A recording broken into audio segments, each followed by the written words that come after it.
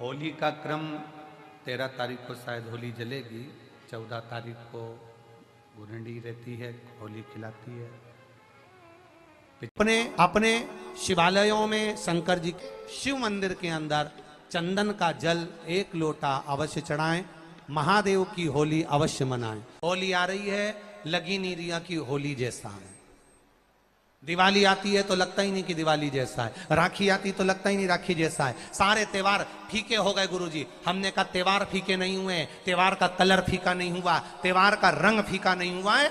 बस त्योहार वही है, गुलाल वही है, मिठाई वही है, गुजिया पपड़िया वही है, खुरमे चकरी वही है, पपड़िया वही है, गुजिया वही है, इंसान वही है।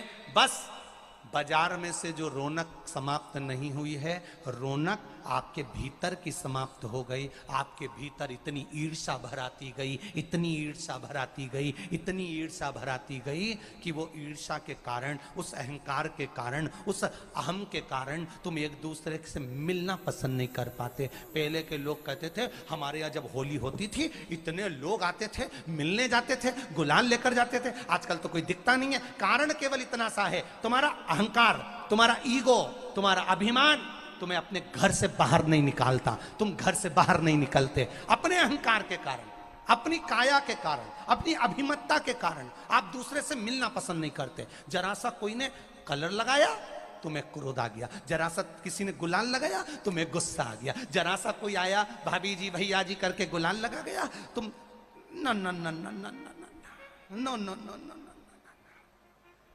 कहां जाओ।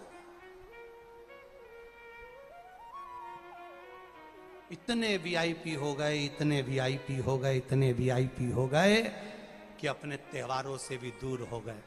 मेरा निवेदन है, होली का त्योहार आ रहा है, उस फागुन के त्योहार में मेरा देवाधिदेव महादेव माता पार्वती के साथ होली खेलता है, मेरा कृष्ण कन्हैया राधा रानी के साथ होली खेलता है। आप भी अपने इष्ट मित्रों के साथ होली खेलिए और दिल से खेलिए। हमारे सीहोर में, सीहोर जिले में एक होली होती थी। उस होली का नाम हमने पिछली बार बदल दिया था। कौन सी होली कर दी थी? महादेव की होली। पिछली बार हमारे सीहोर जिले में हमेशा होती आई थी वो होली, थोड़ा उसका नाम हमने चेंज कर दिया था तो उसको महादेव की होली कर दिया था। मेरे सीहोर जिले के रहने वाले सभी रहवासियों से, जिले भर के निवासियों से निवेदन करना चाहूंगा, वो पुरानी होली को बंद कर महादेव की होली नाम दिया गया है। शिव मंदिर में जाना है, चंदन का जल शिव जी को 1 लोटा चढ़ाना। एक बात अपनी जिंदगी में उतार कर रखो, शंकर भगवान को घी का दिया भी लगाओ तो तुम्हारे घर में जो असली घी हो, थोड़ा सा भले 1 बत्ती लगाओ, भले इतनी सी बत्ती जलाओ, पर असली घी की जलाओ। शिव जी को अगर चंदन भी लगा रहे हो तो असली लगाओ। शंकर भगवान को चावल भी चढ़ा रहे हो तो असली चढ़ाओ। शंकर भगवान को अगर अष्टगंध भी चढ़ा रहे हो तो असली चढ़ाओ। केमिकल का कोई चीज मेरे महादेव को मत चढ़ाओ जिससे भगवान शिव की मूर्ति नष्ट हो। ऐसी कोई चीज मेरे महादेव को ना चढ़ाओ। अगर शंकर भगवान के साथ आप होली खेल रहे हो तो चंदन का पानी शंकर भगवान को चढ़ाइए, अष्टगंध का जल भगवान शिव को चढ़ाइए। तो करो तैयारी, आ रहा है त्रिपुंड धारी महादेव की होली।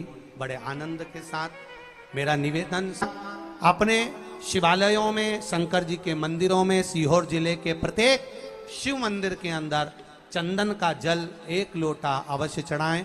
महादेव की होली अवश्य मनाएं और भाव के साथ 5 मंदिर हम भी जाएंगे। कोई जुलूस नहीं, कोई क्रम नहीं, बस बाबा को आराम से जल चढ़ाना ही एक नियम है और बाबा को जल चढ़ाएंगे।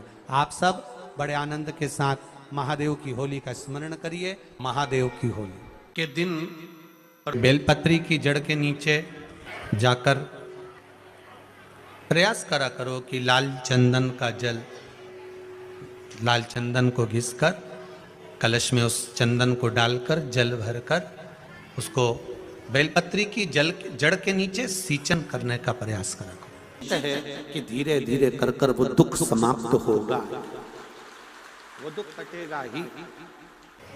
एक बहुत ध्यान देने वाली बात है कि अगर मान लो कि कहीं पैसा अटक गया है, नहीं आ रहा है, बहुत अथक प्रयास कर लिया, चंदन का जो जल होता है, ये व्यक्ति के जीवन में जो धन कहीं रुक गया, अटक गया, नहीं दे रहा, बेलपत्री के वृक्ष के नीचे, जड़ के नीचे सींचन करने से वो प्राप्त होता है। अथर्ववेद में वर्णन किया गया कि पीपल के वृक्ष की जो जड़ होती है, बेलपत्री के वृक्ष की जो जड़ होती है और आंवले के वृक्ष की जो जड़ होती है, इसके नीचे स्वर्ग का निवास होता है। किसका निवास है?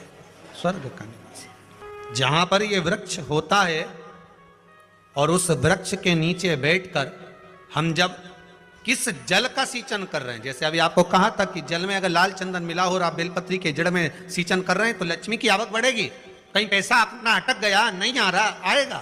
पीपल की जड़ में इत्र का जल, पीपल की जो जड़ होती है उसमें इत्र का पानी, थोड़ा सा जल, उसमें थोड़ा सा इत्र का भाग हो महाराज, और आप भगवान पीपल देव, पिपलेश्वर महादेव का स्मरण कर कर पीपल की जड़ में अगर जल चढ़ा रहे हैं और मान लो शरीर में कोई कष्ट हो गया है, शरीर में कोई रोग हो गया है, कोई मालूम पड़े ये हाथ 4 दिन से दुख रहा है या 4 दिन से ये नस दब गई है या ये कमर दब रही है, तो आप 2-4 दिन कर देखो। कलश के अंदर जल, जल में इत्र का थोड़ा सा भाग, पीपल की जड़ के नीचे आप उसका सींचन करिए पिपलेश्वर महादेव के नाम से। उस जल को थोड़ा सा भाग लेकर आ जाओ उसी में से जो चढ़ाया है, और उस स्थान पर जहां कष्ट है उसको लगाना प्रारंभ करिए। 2 दिन 3 दिन कर देखो। प्रैक्टिकल करने में क्या जाता है? सियोर वाला महाराज झूठ बोल रहा हो तो कभी कभी अगर ऐसा लगे जीवन में कि दुख बहुत ज्यादा आ गया है, बहुत तकलीफ आ गई है, तो लाल चंदन को घिसकर उस लाल चंदन का लेपन भगवान शंकर पर कर कर फिर पानी चढ़ाओ। अगर कोई संकट भारी है और निकट रहा, जैसे किसी नारी का गर्भ नहीं ठहर रहा, 15 साल हो गए, 20 साल हो गए, 25 साल, जैसे इसने लिखा एक माता ने कि 18 साल की बेटी हो गई थी पर संतान में पुत्र नहीं, तो उसने भाव से कथा सुनी। ऐसे आपके भीतर अगर 20 साल हो गए, 25 साल